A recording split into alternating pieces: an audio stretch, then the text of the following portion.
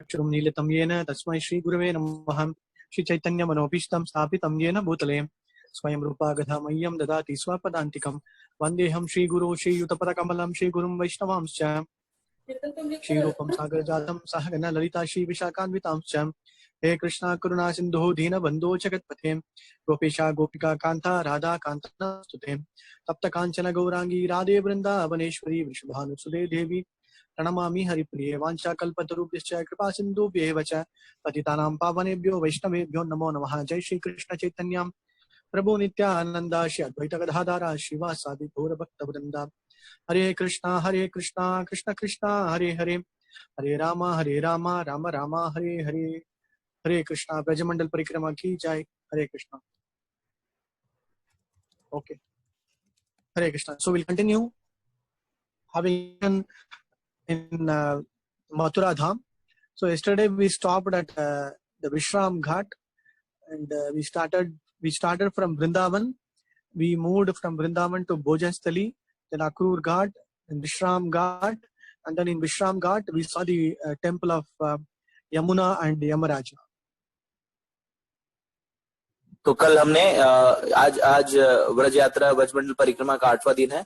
कल हमने वृंदावन से प्रस्थान किया मथुरा की ओर। रास्ते में हमने भोजन स्थली का दर्शन किया, फिर आगे आके अक्रूर घाट से हम विश्राम घाट पहुंचे, जहाँ पे हमने यमुना और यमराज मंदिर का दर्शन किया, और अब हम श्वेत वराह मंदिर का दर्शन करेंगे। So after this, the Varaha that you are seeing on the right hand side is the most beautiful Varaha called. First I will tell about Adi Varaha. Is one of the oldest deities, where from the Treta Yuga, after the Ramayana war episode was completed, Bibhishna wanted to gift something to Rama, but Rama said, no, I will not accept anything. But at last he just took only this deity, that Varaha deity, from Sri Lanka. ये श्वेत वराह जो विग्रह देख रहे हैं, ये बहुत ही प्राचीन विग्रह है, और इसका इतिहास ऐसा है कि जब रावण के वध के बाद शत्रु क्या कहते हैं, विभीषण जी जो है रामचंद्र जी को कुछ भेंट देना चाहते थे, तो रामचंद्र जी ने मना कर दिया कि मुझे कोई भेंट नहीं चाहिए।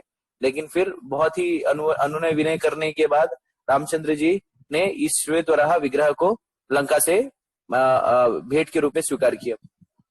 This is the Adi Varaha, the other one. The right hand side is Adi Varaha. आदि वराह विग्रह जो आपके बाएं हाथ पे है।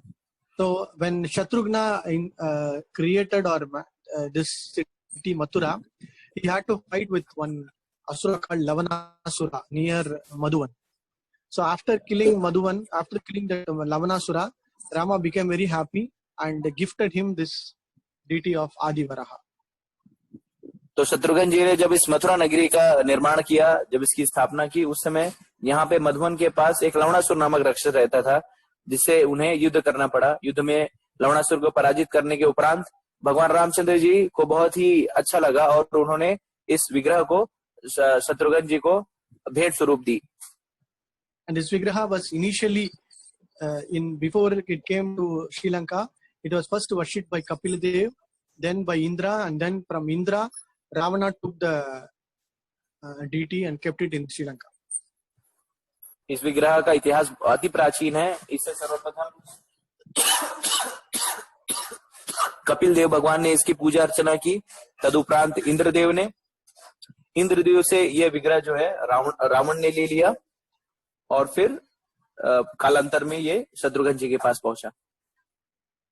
And it is very near to the Krishna Janmasthana. The small temple is very near to Krishna. ये मंदिर जो है वो कृष्ण जन्मस्थली के बहुत ही समीप है। And similarly, the Shweta Varaha is also very near to, on the way to the Krishna Janmasthana, Janmabhoomi. It is also one of the very oldest deities, where the Lord incarnated in the white form of. तो ये श्वेत वराह मंदिर जो भी है वो जन्मस्थान के मार्ग में ही स्थित है, और जन्मस्थान के निकट ही स्थित है, और ये बहुत ही दुर्लभ विग्रह है, जिसमें भगवान ने वराह रूप में, श्वेत वराह रूप में अवतार लिया। We can move to the next one.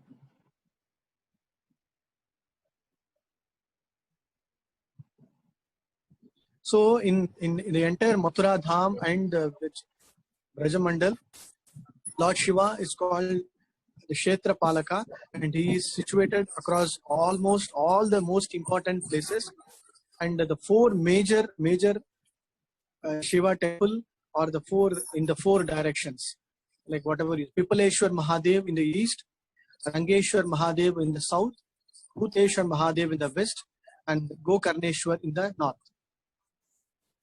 तो ब्रजमंडल, पूरे ब्रजमंडल के शिव जी जो है वो क्षेत्रपाल हैं, और प्राय आप शिव जी के मंदिर ब्रजमंडल में कई जगह आप देखते हैं। उसी तरह से शिव जी जो है वो ब्रज के चारों दिशाओं के चारों ओर क्षेत्रपाल के रूप में, रक्षक के रूप में विराजमान है। पूर्व में पिंपलेश्वर महादेव के स्वरूप में, पश्चिम में भूतेश्वर महादेव, दक्षिण में रंगेश्वर महादेव और उत्तर में गोकर्णेश्वर महादेव के रूप में। So wherever we go to any important dham place, there you will find one Shiva temple, and it is very, very necessary that we worship Shiva to gain, to understand, and to also relish Krishna's pastimes, and also seek blessings of the Lordship. तो आप जब भी किसी महत्वपूर्ण धाम में जाएंगे तो प्राय यही पाएंगे आप कि शिव जी जो है वो क्षेत्रपाल के रूप में वहां पे उपस्थित हैं। तो हमें क्षेत्रपाल के रूप में शिव जी की पूजा अर्चना करनी चाहिए, उनको सम्मान देना चाहिए और उनसे भक्ति की कामना करनी चाहिए। Okay, Hare Krishna. So these four we have to remember, all the four, very important. और ये चार जो शिव जी के विग्रह है इन्हें हमें याद कर लेना चाहिए। Okay, next. And next, before entering the Janmasthan, there is one very big ground, and now it is converted into kind of a place called the Rangubhumi.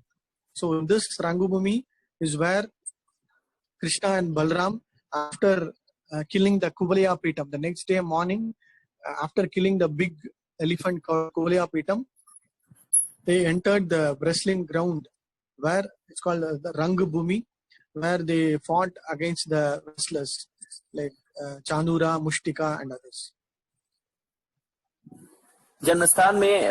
जन्मस्थान जाने से पहले ही उसके आगे ही एक रंगभूमि है, दंगल का स्थान है, जहां पर कृष्ण और बलराम ने चाणूर मुष्टिक नामक जो कंस के जो योद्धा थे उनसे युद्ध किया था। और ये घटना जो है युद्ध की, ये जो चाणूर मुष्टिक के साथ जो मल्ल युद्ध हुआ था दंगल में, उसके एक दिन पहले ही भगवान ने कुवलपीड़ नामक हाथी का भी वध किया था। That day morning they will kill and then enter in. और वो कुवलपीड़ हाथी की हत्या करने के बाद इस दंगल में सम्मिलित होते हैं। And when they enter, they will take the two big ivory tusks of the elephant as their weapons, and they will enter into this Rangubhumi. और जब वे इस दंगल के क्षेत्र में जब अंदर जाते हैं तो अपने हाथों में वो कृष्ण बलराम उस हाथी के एक जो दांत है उसे हथियार के स्वरूप लेकर आगे बढ़ते हैं। And the moment they enter, both of them, they will just smile, and then in that big open auditorium, they will see all kind of people, like the ministers, the normal people, then Kamsa with his own friends, some of the Yadu dynasty people, and all others will be sitting there. मुस्कुराते हुए कृष्ण और बलराम जब दंगल स्थली के मध्य में पहुंचते हैं तो वहां पे देखते हैं कि वहां पे बहुत सारे जो लोग हैं उपस्थित हैं।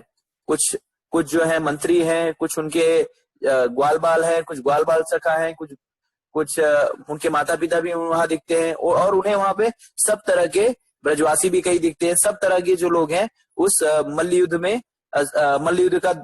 युद्ध को देखने के लिए तरह तरह के लोग जो वहां पे उपस्थित होते हैं।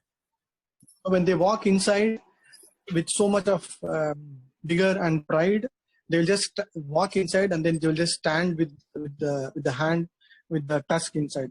So by seeing them, both of them, all the people inside the auditorium, in that open auditorium, will be very much astonished.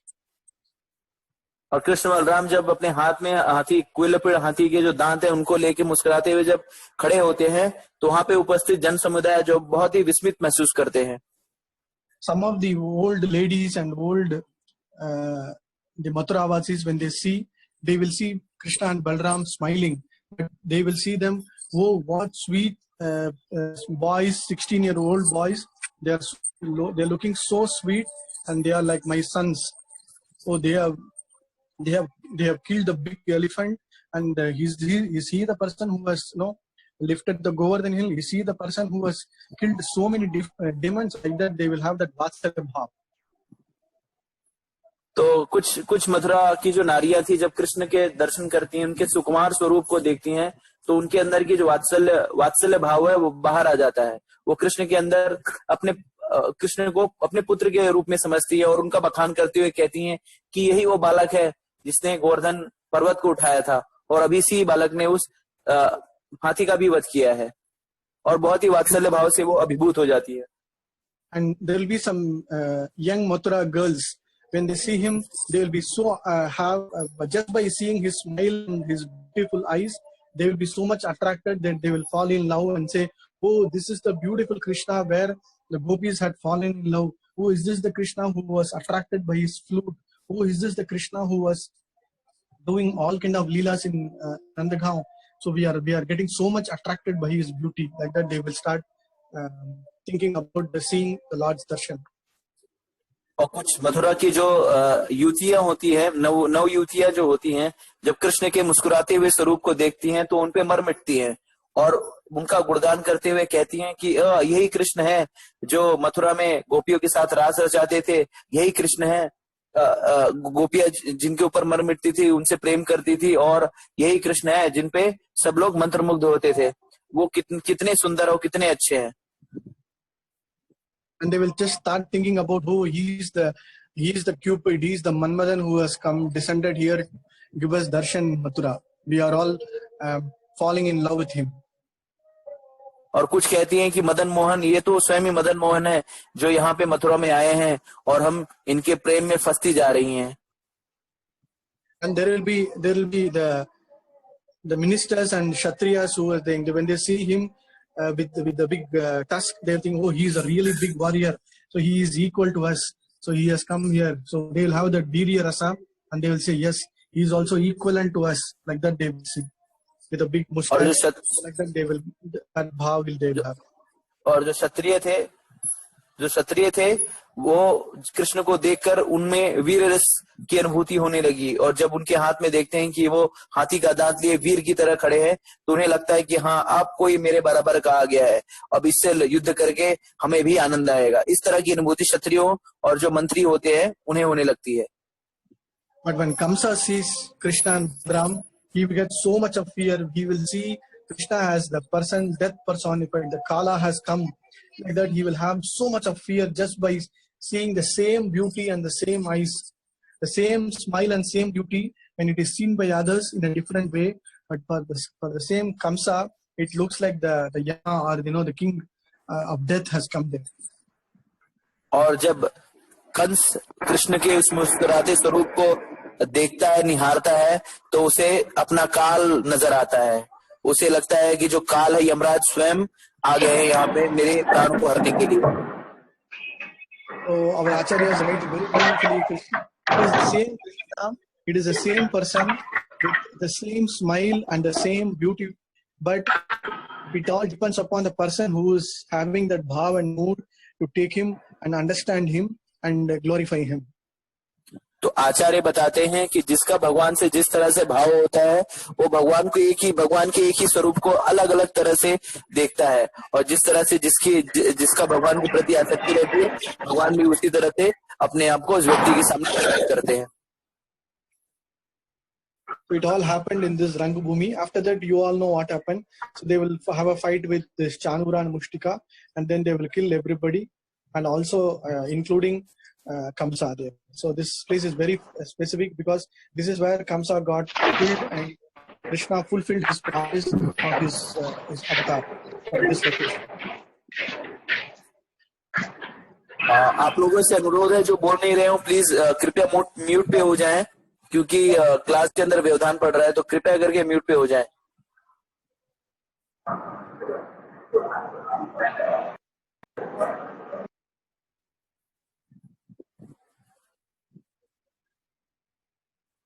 Yes, तो Prabhu. जैसा कि आपको पता है, जैसा कि आप लोगों को पता है कि इसके बाद इस लीला में क्या हुआ, भगवान जो है वो चारों ओर मुष्टिक से युद्ध करते हैं और उनका वध करने के पश्चात उपरांत जो है वो कंस का भी वध करते हैं, और सारे जो भी मथुरावासी हैं सब में हर्ष और उल्लास का भाव उत्पन्न हो जाता है। Hare Krishna. Next slide.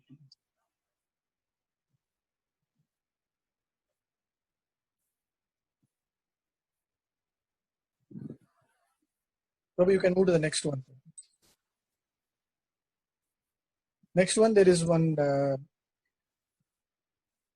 temple near this Mathura called Dwarkadish temple. No, I think you missed one. Dwarkadish is one temple recently built before that. This one, Prabhu. No, before that. Yes. Very beautiful deities inside this temple. The same the Srinath Ji Mandir, like Dwarkadish, Krishna in the four-handed form.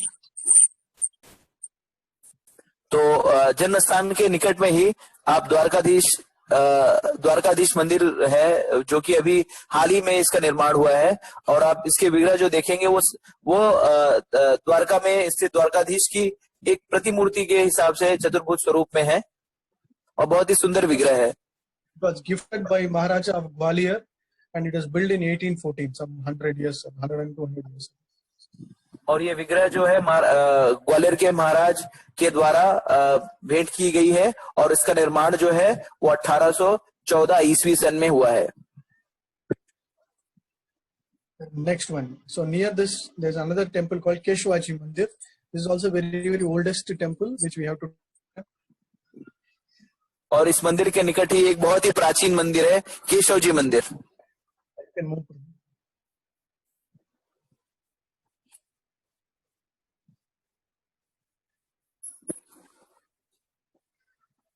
आप उसका दर्शन कर सकते हैं। And the deity is in a very beautiful small Keshav temple, Keshav deity. और इसके जो विग्रह हैं वो छोटे से और बहुत ही मनमोहक और सुंदर विग्रह हैं।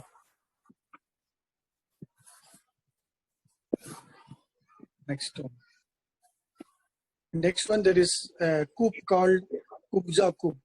So there was this Trivikra lady, beautiful lady, but because of a sharp, she will be in a threefold bend. So she used to take nice scent and sandalwood daily to King Kamsa. So when Krishna and Balaram.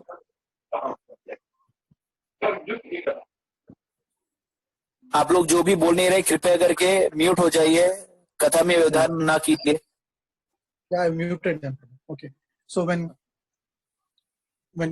Kubja comes on the way towards the palace, Krishna and Balaram will meet them, and then Krishna will take the sandalwood, and he will also make her body in a normal shape. So she will become very happy.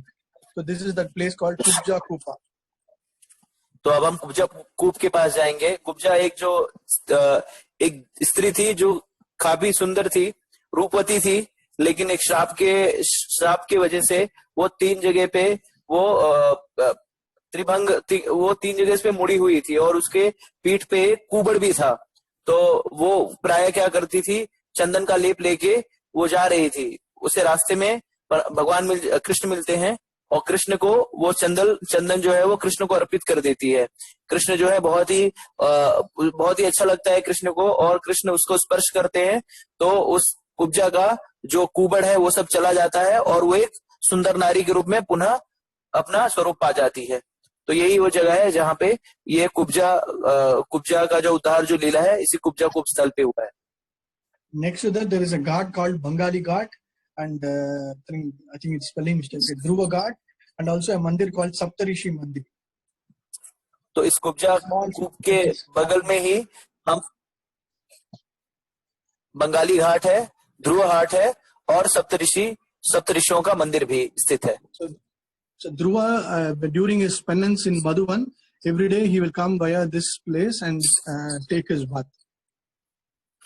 जब ध्रुव महाराज मधुवन में तपस्या कर रहे थे तो हर दिन प्रत्येक दिन वो इस घाट पर आकर स्नान करते थे और पुनः मधुवन लौट जाते थे. Okay, next slide.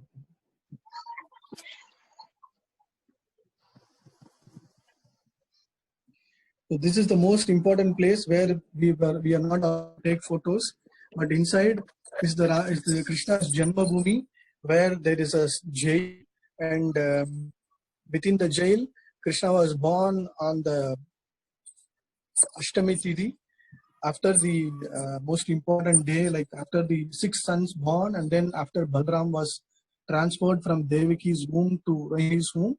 There's a jail inside this, but we will not be able to take photos, but you can take darshan here. Next to this is a huge new kind of mandir built by Birla called the Bhagavata Bhavan. तो अब हम सबसे महत्वपूर्ण स्थल पर आ पहुंचे हैं, कृष्ण जन्म स्थान. इस स्थल पर छाया चित्र लेने की अनुमति नहीं है, तो आप ये स्थान का दर्शन कर सकते हैं इस चित्र को देखकर ही. तो ये इस स्थल पर आज एक जेल बनाया गया है जहां पे अष्टमी की तिथि पर परम पुरुषोत्तम भगवान जो है वो प्रकट होते हैं. और इसी मंदिर के बगल में ही बिरला ने एक भागवत भवन का भी निर्माण करवाया है. When Lord Krishna was born in the 400 form with all his crown, with all his bhujas, Devaki and Vasudeva will be astonished, and they will pray to the Lord, please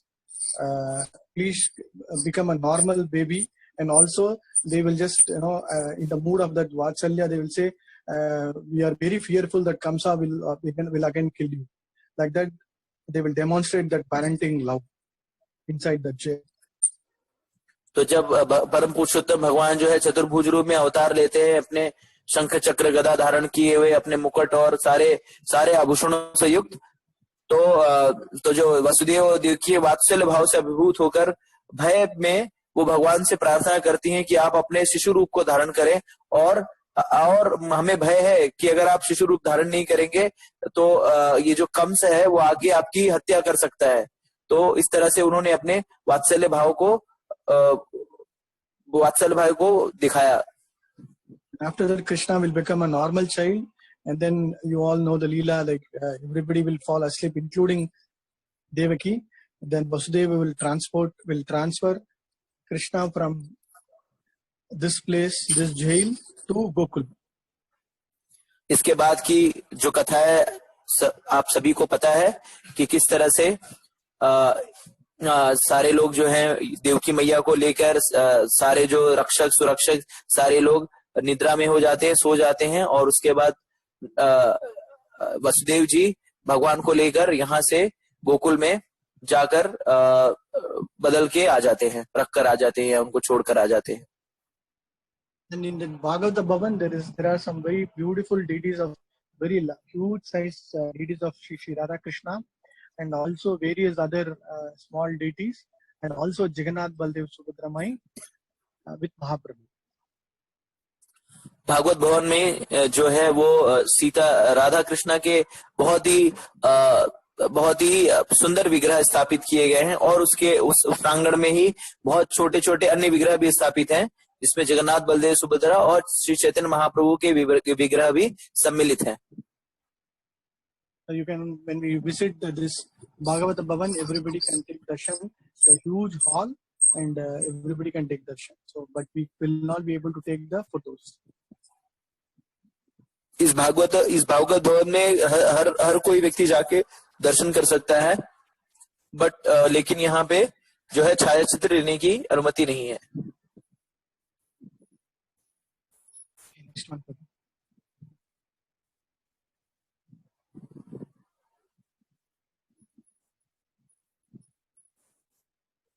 And this place is very important. It's called Keshava Gaudiya Math. This math was established by Bhakti Siddhanta Saraswati Thakur. Earlier it was just a small place. Later, after the disappearance of Bhakti Siddhanta Saraswati Thakur, his disciple Keshavaji Maharaj established this math near this Mathura place. तो ये केशव जी गौड़िया मठ जो आप अपने पटल पर देख पा रहे हैं, ये बहुत ही महत्वपूर्ण स्थल है। और इस केशव जी गौड़िया मठ की स्थापना श्रील प्रभुपाद जी के जो गुरु महाराज थे भक्ति सिद्धांत सरस्वती ठाकुर महाराज, उन्होंने इसकी स्थापना की थी। और कालांतर में उनके शिष्य केशव जी महाराज ने इसका जीर्णोद्धार और पुनर्निर्माण करवाया। And most importantly, in this place is where Srila Prabhupada took his initiation from his godbrother Keshwji Maharaj. और ये इसलिए भी, sorry Prabhu, no, his sannyasa, he took his sannyasa in this temple only. Correct. So यही स्थल है जहाँ पे ISKCON के संस्थापक आचार्य एसी भक्तिवेदांत स्वामी श्रील प्रभुपाद जी ने संन्यास ग्रहण किया था अपने गुरु भाई केशव जी महाराज के निर्देशन में। And most importantly, the deities that you are seeing there, Mahaprabhu with Shri Radha Krishna. So the Mahaprabhu deity is the wood carved deity of Prabhupada. Like after his Vanaprastha, he had the deities with him everywhere. And finally, when he took his sannyas, he gave this deity to Maharaj, and it got installed here. और ये जो विग्रह देख पा रहे हैं चैतन्य महाप्रभु की, ये विग्रह श्रील प्रभुपाद जी के विग्रह, वो विग्रह है जो श्रील प्रभुपाद जी स्वयं पूजा अर्चना करते थे। संन्यास ग्रहण करने के बाद इस विग्रह की स्थापना इसके जो केशव जी गौड़िया मठ के प्रांगण में गर्भगृह में हुई।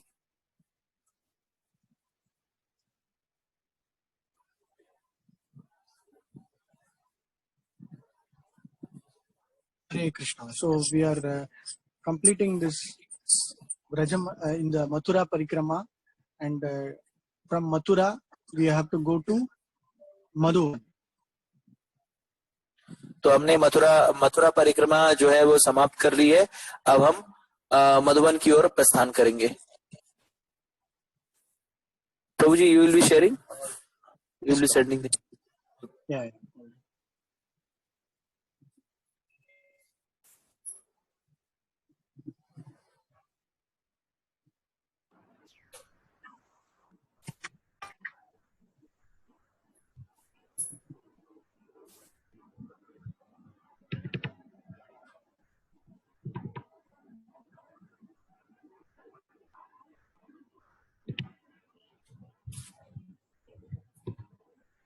हरे कृष्णा। यस कपिल प्रभु बताइए। प्रभु जी, यहाँ पर वो जगह का कहीं पर वर्णन नहीं आता ना, जहाँ पर मतलब कंस को मारने के बाद मतलब जो महल होता है जिसमें भगवान थोड़े दिन वहां रुकते हैं मथुरा में कहीं। जहाँ पे महाराज कृष्ण का जो yesterday okay. Yes, it's a place called as sorry Prabhu. Yesterday we saw it's called Vishram. Okay Prabhu. So yesterday we saw Akrur Ghat, Vishram Ghat.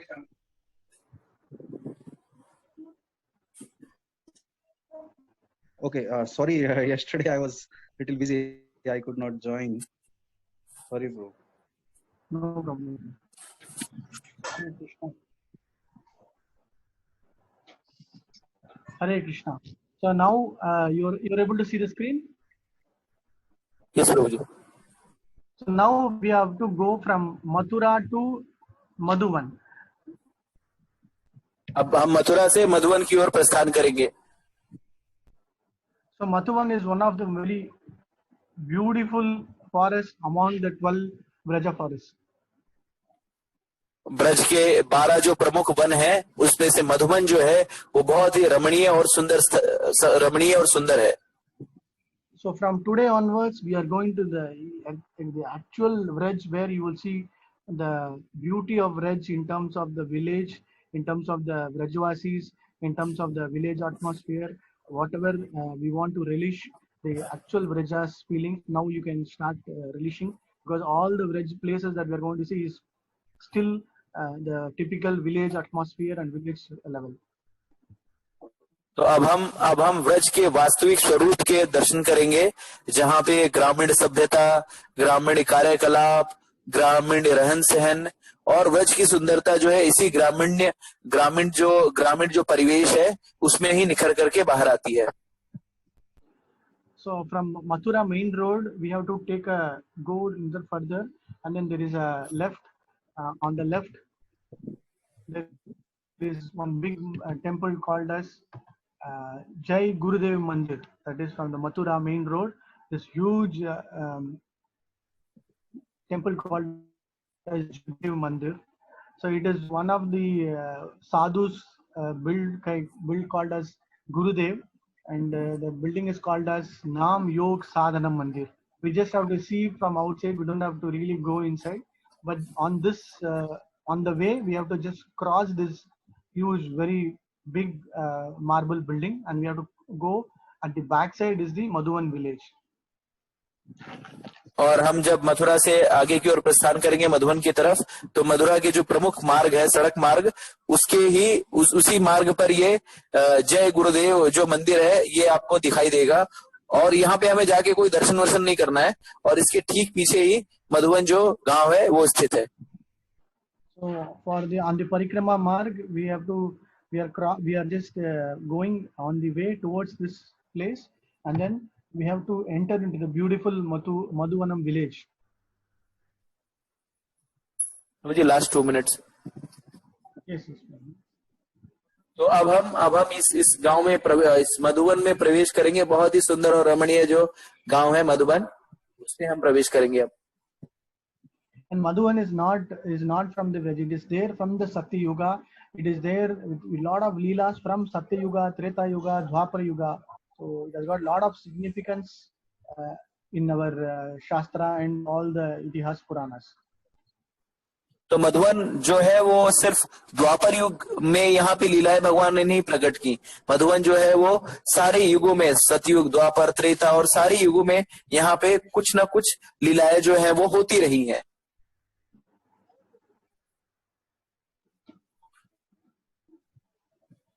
So we will just continue after disconnection, and then we'll continue again. ये जो सत्र है ये कुछ देर में समाप्त हो जाएगा। आप लोगों से विनम्र अनुरोध है कि आप लोग पुनः जो है कनेक्ट करें, और फिर हम मधुबन की जो खासियत है और किस लिए विख्यात है उसकी चर्चा हम ये 10-2 मिनट बाद फिर से शुरुआत करेंगे। आप लोग पुनः फिर से कनेक्ट करिएगा। So in Satya Yuga, Dhruva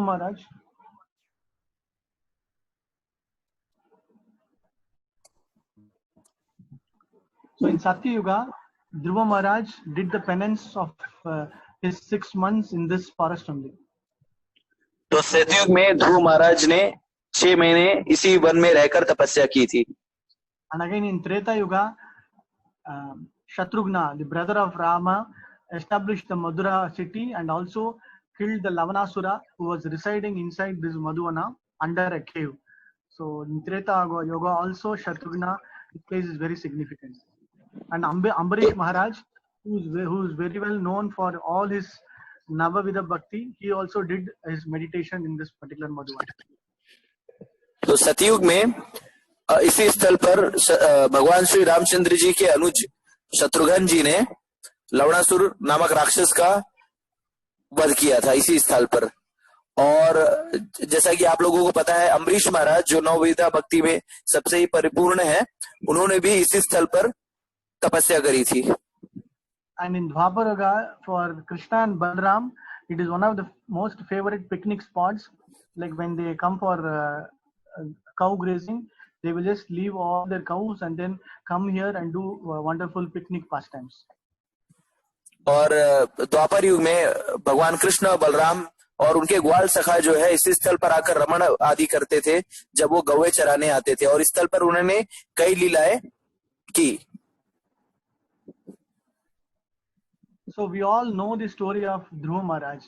At the age of very tender age of 6 to 7 years, he had the determination when his stepmother didn't allow him to sit on his father's lap.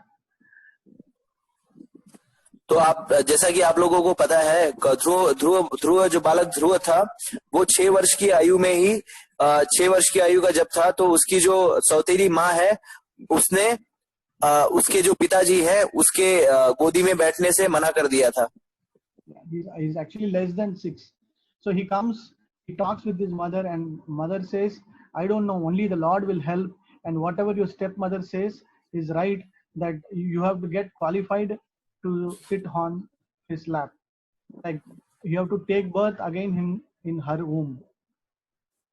और बालक ध्रुव जो है अपनी माँ से आके जिज्ञासा करते हैं कि क्या ये सत्य है कि मैं अपने पिताजी के गोदी में बैठने के काबिल नहीं हूँ। तो उनकी जो माता है वो कहती है हाँ, कि आपकी जो विमाता है उन्होंने सही कहा कि आपको तपस्या करना होगा और फिर पुनः जो है अपनी विमाता के गर्भ से जन्म लेना पड़ेगा, उसके बाद ही जाकर आप अपने पिता की गोदी में बैठ सकते हैं। And then what is the answer? He will ask. She will say, you have to go and ask only the Lord. Where is the Lord? You have to go and do tapasya. Like that, she will give advice. No mother now will say, okay, you can go to the forest and do tapasya. तो बालक ध्रुव पूछता है कि भगवान कहाँ पे हैं, बताइए। तो माता कहती है भगवान जो है वो मैंने सुना है जंगलों में है। तो आजकल के दौर में कोई माता ऐसी नहीं होगी जो अपने बालों को इस तरह से कहेगी कि जाओ भगवान की खोज करने के लिए अकेले ही जंगल में चले जाओ। But Dhruva was determined, and mother also said, okay, you can go. And then immediately he comes walking towards this Madhuvan, where the Lord's supreme or Lord's most benevolent devotee, Narada Muni, gives darshan to this. अपनी माता की आज्ञा प्राप्त करके बालक ध्रुव जो है वो मधुवन की ओर पैदल ही निकल पड़ते हैं और यहाँ पे ही उनकी भेंट भगवान के जो बहुत ही प्रिय जो भक्त है नारद मुनि से भक्त ध्रुव की मुलाकात होती है। And Narada Muni say, what are you doing? You are a very small boy. No, you have to go back to your kingdom. No. But Dhruva will say, no, Rishi, I have come here to do penance. I have to do penance. I have to seek the darshan of the Supreme Lord. So I am very much determined. I will not go back. Like that he will say. और नारद मुनि बालक को देख के कहते हैं आप यहाँ पे क्या कर रहे हो, आप छोटे बालक हो, जाओ, आपकी खेलने कूदने की उम्र है, जाओ खेलो कूदो, यहाँ पे आपका कोई काम नहीं है। तो बालक जो है कहता है मुनि जी मैं यहाँ पे आया हूँ तपस्या करके भगवान को प्राप्त करने के लिए, देखने के लिए, और मैं घर वापस नहीं जा रहा। Just by seeing his determination, Narada Muni will be very, very happy, and he will give the most one of the important mantras called Om Namo Bhagavate Vasudevaya. बालक ध्रुव की दृढ़ता को देखकर नारद मुनि बहुत प्रसन्न होते हैं और उनकी दीक्षा देकर उन्हें एक मंत्र प्रदान करते हैं जो कि हम सब लोग को पता है, ओम नमो भगवते वासुदेवाय। And Dhruva's austerity is very, very severe, that nobody can perform this austerity with so much of Dridhavritaha. First month he will just take only fruits and berries, not every day, not every 3 hours or every 5 hours per day. No, every 3 days, only once, just to keep his body and soul together, he will take only fruits and berries. तो ध्रुव की जो तपस्या है वो इतनी कठिन थी कि वो प्रायः करना बहुत ही मुश्किल है। बालक ध्रुव जो था वो प्रथम महीने में पूरे 3 दिन के बाद कुछ फल कंदमूल खाता था जिससे उसका जो शरीर और आत्मा वो जो है जुड़ी रहे। And in the second month he stops eating fruits and berries. He will just eat only dry grass and leaves for every 6 days. दूसरे महीने में ध्रुव महाराज जो है हर 3 दिन के बाद कंदमूल खाना भी उन्होंने छोड़ दिया और हर 6 दिन के उपरांत वे सूखी घास और कुछ पत्तियां जो है वो पाते थे। And in the third month he just stopped even that and just had drinking water only every 9 days. तीसरे महीने में बालक ध्रुव जो है वो हर 9 दिन के बाद थोड़ा सा जल ग्रहण करता था। And in the fourth month he stopped water also. He stopped water, he stopped grass, he stopped leaves, he stopped fruits, berries, and because of the pranayama, he mastered the pranayama by which he just inhales air every 12th day and then exhaling after that. तपस्या में बालक ध्रुव इतना निपुण हो जाता है कि वो कंदमूल, घास, पत्ते और यहाँ तक कि जलपान भी छोड़ देता है और चौथे महीने में प्राणायाम में महारत हासिल करके हर 12 दिन पे थोड़ी सी बस सांस लेता है। And in 5th month he completely controlled his breathing also, that he was able to stand only on one leg, just like one column, without even motion, and starts concentrating his mind fully on the Parabrahman. He starts focusing his full vision on the Parabrahma, the form of the Lord who is residing in his heart. 5वें महीने में बालक ध्रुव अपने श्वास प्राणायाम में इतनी महारत हासिल कर लेता है कि वो पूरी तरह से अब भगवान के बारे में, भगवान में ध्यान लगा रहा है। और जिस तरह से गुंबद कैसे खड़ा होता है, उसी तरह से बालक ध्रुव जो है वो एक पैरों पे खड़ा होके कठोर तपस्या करता है। And because of tapasya in the 6th month starting, the entire world will come to stand still, where all the winds, the rivers flowing, the air that is blowing, the fire that is going, everything will come to stand still. And all the demigods, devatas, Narada, everybody will be astonished and they will start praying to Lord. बालक ध्रुव की कठोर तपस्या का प्रभाव ये होता है कि सारी जो सृष्टि वो ठहर जाती है, नदियां बहना बंद हो जाती है, हवा चलना बंद हो जाती है, अग्नि जो है उसका ताप कम हो जाता है। इस तरह से सारी जो सृष्टि है वो स्थिर हो जाती है। सारी देवी देवता जो है वो व्यथित होकर भगवान की स्तुति करने लगते हैं और कि हमें बचाइए इस स्थिति से। And Brahma will go and pray to Lord, and then Lord Vishnu personally comes here and stands in front of Dhruva. But even then Dhruva will not open his eyes because he will be fully concentrating on the Parabrahman, the form of the Lord who is residing in his heart. Brahma ji जो है स्वयं जाकर भगवान की स्तुति करते हैं और उसके बाद परम पुरुषोत्तम भगवान जो चतुर्भुज स्वरूप में मधुवन में बालक ध्रुव के सामने प्रकट होते हैं। लेकिन बालक ध्रुव जो है वो भगवान के परब्रह्म स्वरूप में इतना लीन हो चुका रहता है कि वो आंखें भी नहीं खोलता और अपनी साधना में ही व्यस्त रहता है। And then Lord will take his conch and keep it on the head of Dhruva, and then Dhruva will immediately open his eyes and he will fall flat and pay his complete obeisances to the Lord. और भगवान जो है अपने शंख से बालक ध्रुव के मस्तक को छूते हैं और बालक ध्रुव की आंखें खुलती हैं। जैसे ही वो भगवान के चतुर्भुज स्वरूप को देखता है वो साष्टांग दंडवत करता है भगवान को। And he will just start praying and giving beautiful prayers called as Dhruva Stuti prayers. और उसके बाद बालक ध्रुव जो है वो भगवान की बहुत ही अच्छी तरीके से गुणगान और बखान करता है। बहुत ही सुंदर श्लोकों की रचना करके वो भगवान के स्वरूप को, भगवान की लीला को बखान करता है। और इन प्रार्थनाओं को हम ध्रुव स्तुति के रूप में जानते हैं।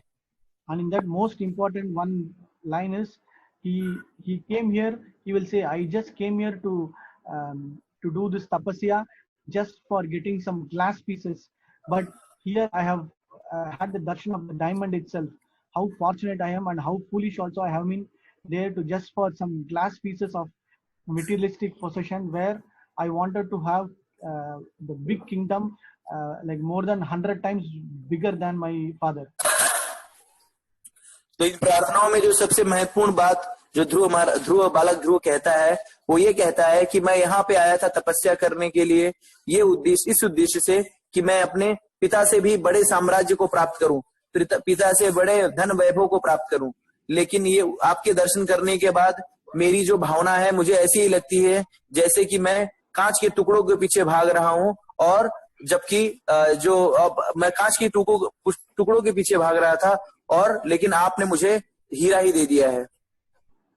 And then he will continue to pray and the Lord will give him all his blessings and just give his blessings that definitely you will be able to rule the entire planet. You will also be very, very big, have a very big empire for many long years.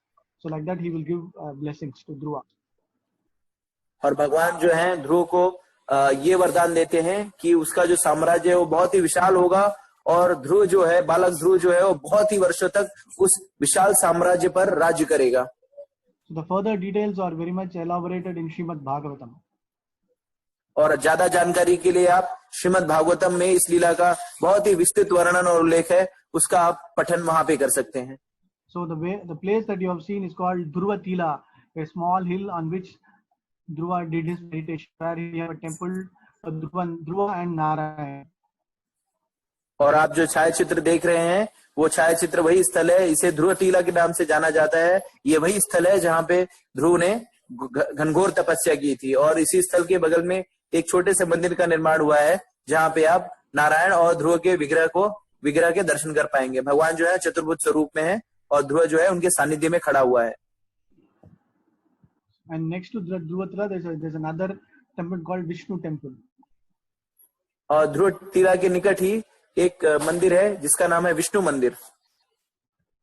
So this is again in the Vrajadham Madhuvan. You keep walking.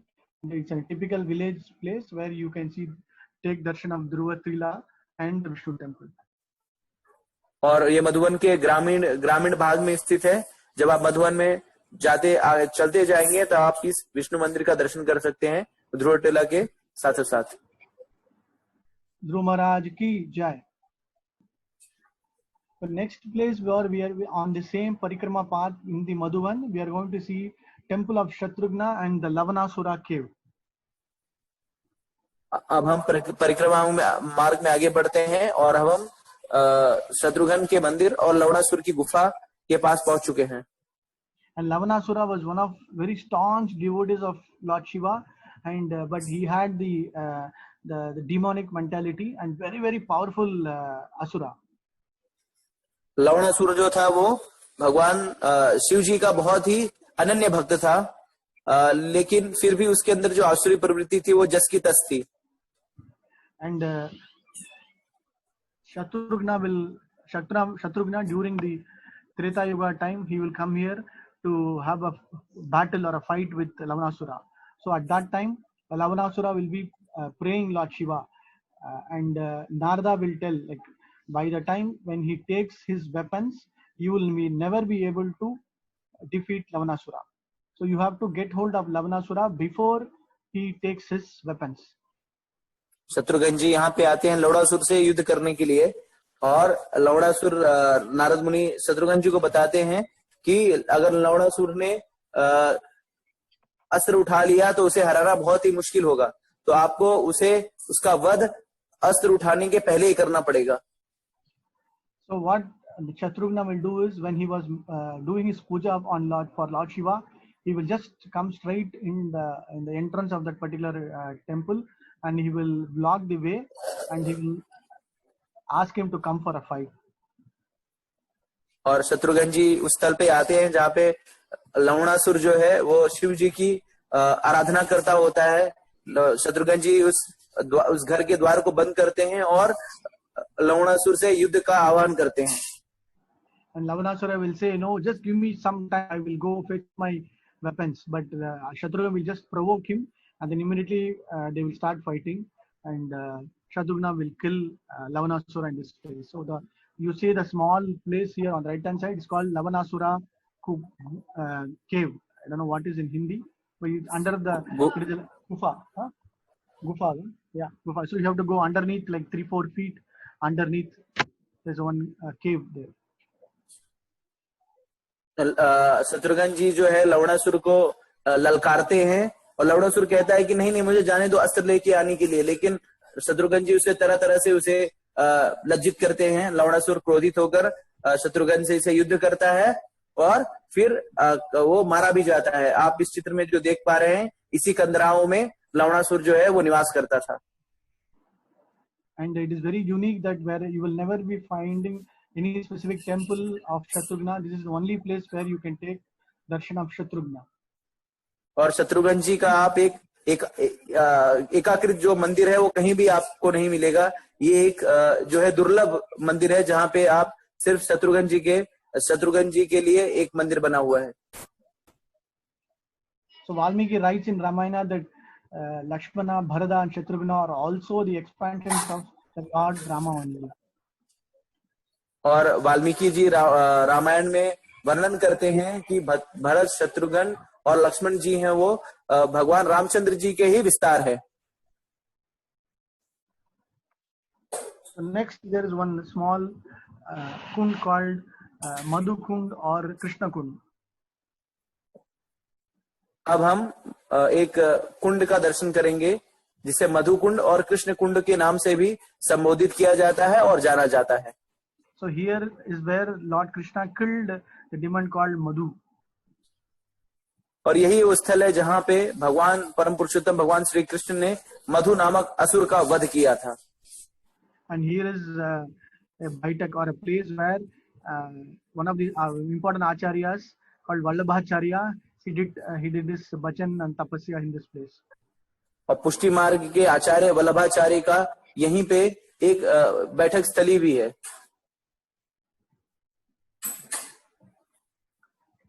And on the parikrama in the Madhuvan, we are going to see very important temple now called Dauji Mandir. और परिक्रमा मार्ग में मधुवन में ही स्थित अब हम दाऊजी मंदिर के दर्शन करेंगे. Here the Lord, the deities that you are seeing is Lord Balram, very beautiful in the Sham Varna form. आप जो विग्रह के दर्शन कर रहे हैं ये बहुत ही दुर्लभ बलराम जी के श्याम वर्ण में जो विग्रह हैं उसके दर्शन कर रहे हैं. प्राय बलराम जी के जो विग्रह होते हैं वो सब श्वेत वर्ण में होते हैं. Yeah. So sometimes Balram will take Krishna's form and then relish those pastimes himself with all his own friends. And here you see Balram with Varuni Mata and Revati Mata, his two wives, Varuni and Revati.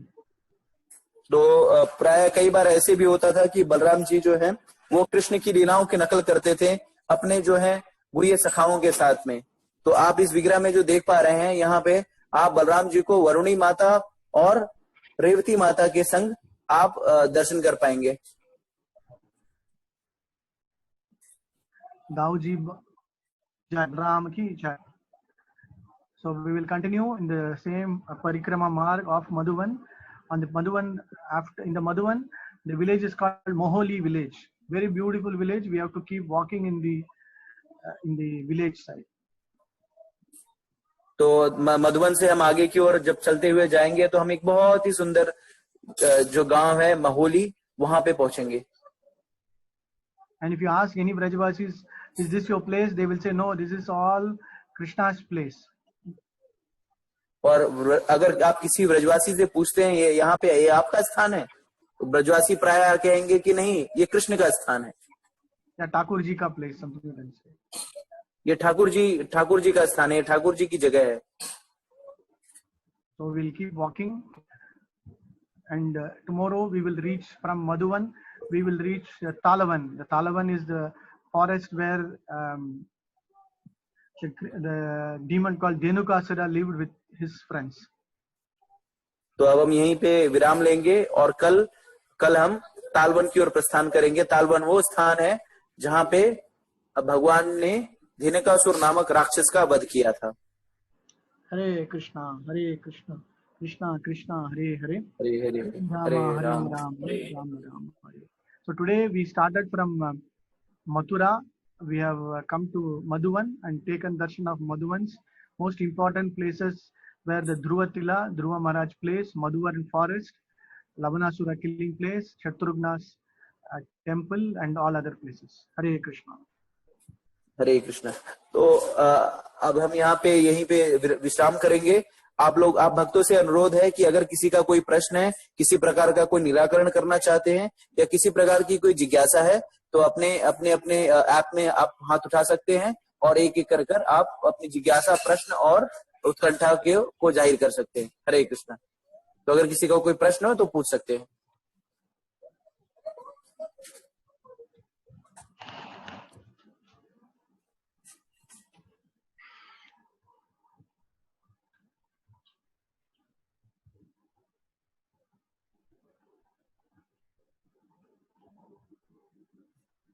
तो अगर किसी का कोई प्रश्न ऐसे नहीं है, किसी का. हरे कृष्णा प्रभु जी. हरे कृष्णा प्रभु. नीलेश प्रभु पूछिए प्रभु जी. प्रभु जी, I have a question that I always heard in even in the television or maybe in the katha that when someone is starting doing a very strong austerities, this earth and the river and the mountains start what you can say that start sunning. So why this so happens that someone is doing austerity, then why this as you said that river has stopped their flowing and this earth has क्या बोलते हैं, हिलना डुलना start किया and स्वर्ग भी हिलना डुलना चालू किया. So I really didn't understand that why did this happen actually. मैं प्रश्न का हिंदी में अनुवाद किए देता हूँ. तो प्रभु जी का प्रश्न है कि हम प्रायः शास्त्रों में वर्णन सुनते हैं कि अगर कोई भक्त जो है वो घनघोर तपस्या कर रहा होता है तो नदियां जो है रुक जाती हैं, वायु जो है रुक जाता है और अग्नि जो है अपने ताप कम कर देती है और तरह तरह की जो विवेचनाएं हम सुनते हैं, ये ऐसा कैसे हो सकता है? तो अब इसका उत्तर प्रभु जी देंगे. Okay, Hare Krishna. Thanks, Prabhuji. See, most important thing what you have to understand is when somebody starts performing austerity and tapasya, the Panchabhutas, like, for example, for Dhruva, what will happen is the fire will start emanating. The most important thing is the fire will start emanating first because of the heat, first point. And because of the heat, all other Panchabhutas also will automatically start affecting. Initially, like, for example, in all our Shastras, if somebody is performing tapasya, the more and more they're able to control their pranavayu, the vayu, the air, the other 5 elements will also get disturbed. So if somebody is able to get that supreme power, trying to control any one of the 5 elements, all the other elements also will start getting affected. So that is why when somebody mentioned, like, he's able to control the air, what will happen? The other elements also, because all 5 have to be together, like in some proportion. Like water should be there, some ether should be there, some air, everything should be there in some proportion, and accordingly they can be in the sustenance. So if somebody is able to control any one of them also, all others will get affected. So that is why in all the places where somebody is trying to do big tapasya, they are depicted as getting affected. But how can a single soul affect the whole world, Prabhuji? Yes, Prabhu, that is what is the supreme power. Like, if you are able to, this Jivatma, if you start working towards your goal as focused attention on the Paramatma, you will be able to definitely be able to get that supreme power. Okay, understood, Prabhuji. Prabhuji, one more question I have, that you have explained the story of Dhruv Maharaj. When finally Dhruv Maharaj got the darshan of the Supreme Personality of God at Lord Vishnu, then he got the boon that you will get the biggest kingdom even than your grandfather. So can you explain something about this, Prabhuji, please? Yeah, see, most important thing is Lord will understand what we want, and also Lord will also know what he has to give. So he will fulfill all our desires, including that what he really wants to give. So he may be like, I want some very menial thing. For that, if I am trying to do tapasya, those things you will automatically get. And also when you are doing bhakti, most important thing is the required bhakti, whatever that particular person gets, that also he will give. So Dhruva's desire was to know to become a king. So automatically he's sanctioned that, but at the same time his bhakti and his spiritual path is still maintained, so that he will become one of the most famous kings and rule the world, and also be known as famous devotee. So the Lord knows our desire and will, and accordingly sanctions it. For example, Prahlad Maharaj also, when he has his darshan after killing Hiranyakashipu, after killing Hiranyakashipu, Narasimha will ask him, I have come here, I'm very, very happy with your service, seva. You have to ask me some boon. But Prahlad will say, no, I don't want any boon. I am born in a demonic family. I am born in a Rakshasa family. I'm not at all qualified. Please, I don't want any boon. But Narasimha will say, no, I have come here. I'm pleased. I have to give you boon. You have to ask. Like that, no, they'll have a very nice conversation. And Prahlad, no, he will be astonished. He don't know what to ask. Then he will just say, you have to pardon my father. I don't want anything else. Then immediately Narasimha will say, what are you talking? I've already pardoned your father, and all the 21 generations of your family, everything will be under my protection. You don't have to worry. So like that, the Lord will understand our devotion and also try to provide much more spiritual progress, that whatever based on our sadhana and bhakti, He will definitely give to us. Okay, thank you, Prabhuji.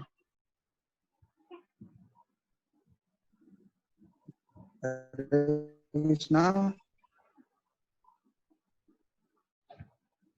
Can I Hare ask something, Prabhuji? Yes, Prabhu, Kapil Prabhu. पूछिए प्रभु जी।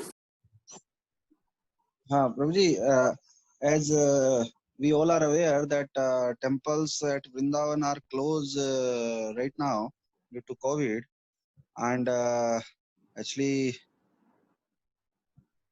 if we get some time at Vrindavan around 2-3 hours, and temples are closed, as per you, what is the most prominent place?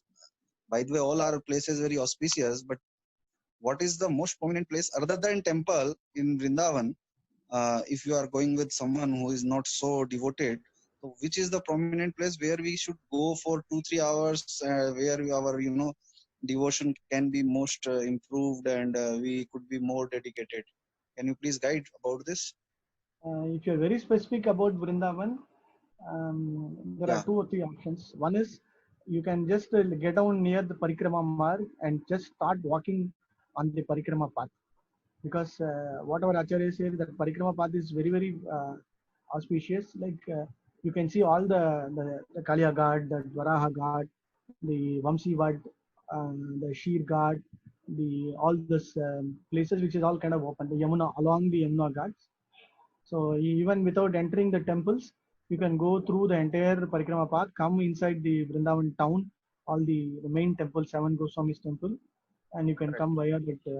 That is one of the good ones, where you can sit near all the vats, all the kunj, like whatever kunj on the Yamuna banks. Then you can do them japa and then come back. Thank you, Prabhu. I just want to share that due to mercy of all of you, that and listening, this sessions of you, some few I could only join, but I think by mercy, this weekend we are planning to go Vrindavan. Very Actually, good. I am moving to Delhi with family, so that we have planned. But earlier it was not there. But by listening all of you and this Braj, yatra, and matlab it was motivated really, and ultimately by mercy of all the Vaishnavas, we are going. So I would like to and seek to your blessings that in this tough time also we are going Vrindavan and we can have darshan and blessings of all the Vaishnava and Brajbhumi. Thank you. Hare Krishna. Hare Krishna.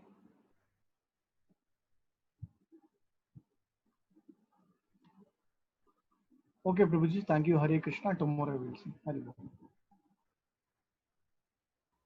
हरे कृष्ण, बहुत धन्यवाद।